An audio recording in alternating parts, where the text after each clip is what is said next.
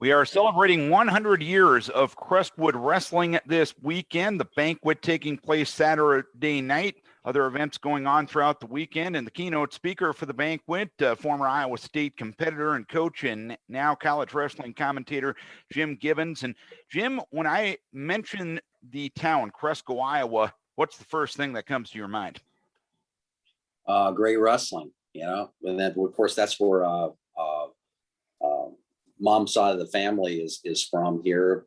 Our family grew up on my mom's side. We were Franks, and my two uncles were state champions there. They were teammates with Tom Peckham, who was one of the great wrestlers ever to come out of Cresco. In fact, probably one of the great wrestlers ever to come out of the state of Iowa. And kind of the cradle of wrestling back in the day for us anyway. Our family grew up right outside of, just on a farmstead in between Lourdes and Schley in that area there. So yeah, we have a lot of great memories of going back to the farm when we were little, and a lot of relatives there. And my uncles Joe and Omer were state champions there for Crestwood.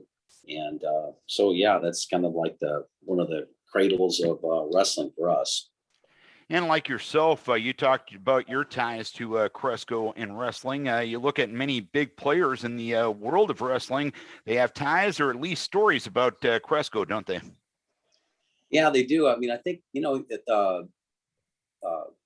I guess we've gone through periods of time where kind of the seat of wrestling has changed from one quadrant of the state to the other. But for quite some time, the northeast part of the state of Iowa was where wrestling was king. And I think, North Central Conference, Waterloo, Cresco, New Hampton, Osage, all the stallions that came out of Decorah, you take a look at the names that came out of there. And then when they went on to college, what they were able to go ahead and do, it really put wrestling on the map. And, I'd probably tell you that probably one of the most significant, teams that we ever had at maybe even Iowa State, but also in the state of Iowa was the 65 championship team.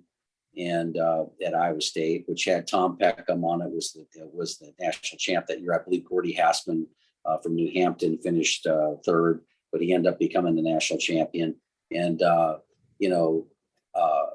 that year Dan Gable talked about, Tom Peckham was his hero growing up, and that probably had a lot to do with him going to Iowa State, and then basically what happened there. But that championship in 65 was the first one that kind of got out of, I know that Cornell had won one and Teachers College and all that, but it really kind of unsettled the state as far as letting the two big state schools win championships. And then, what Coach Gable was able to do as an athlete at Iowa State and then turn around and do it as a coach at Iowa. I mean, I think that 65 championship team had a lot to do with that. And that had a lot to do with Tom Peckham, Gordon Hassman, the Jones brothers from Iowa Falls, all those guys. I mean, that ended up, I'm probably missing a few of them here, but several of them actually, but that had a lot to do with how the state of Iowa became, continued to become really great in wrestling and actually dominated for a period of time after that. And when you look at the health of wrestling, it's in a pretty good spot in this state. We're always looking to grow and always looking to get better, but wrestling is pretty healthy right now. But that being said, how important is it to appreciate the history of wrestling and make sure we know and the kids of today know how we got to this point where wrestling is as big and as healthy as it is? Yeah, I think that everybody, it's just it's gone through, it's overcome a lot. Let's put it that way. I think that's been the sports at all levels has overcome a lot, and but it's still going to be a sport that's significant.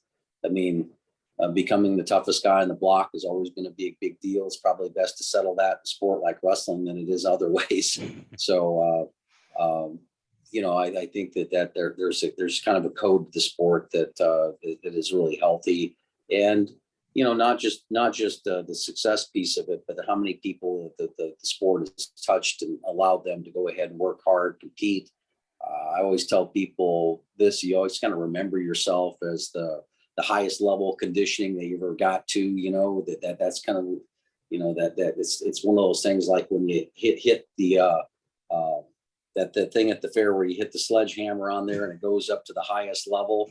If you remember yourself with the highest level of conditioning that you ever achieved right there, and that is usually achieved in a sport like wrestling, and it helps you for the rest of your life, and it helps I think it helps your mental health and mentality and the way you approach all things in life. And Coach, I'll let you make the invitation for folks to come out to Cresco this weekend. I think it's going to be, I don't really, I'm kind of going into it with an open mind. Really excited to be able to have a chance to go up there and see a bunch of people, and hopefully people show up and get out there and have fun and celebrate. There's a few cities in the state that can really brag about that they've made a significant contribution to the sport. Eagle Grove, Waterloo, of course, Ames and Iowa City, Cedar Falls, but Cresco, and it just has a special ring to it here. What they do with the Hall of Fame up there, and just at a very early age. I remember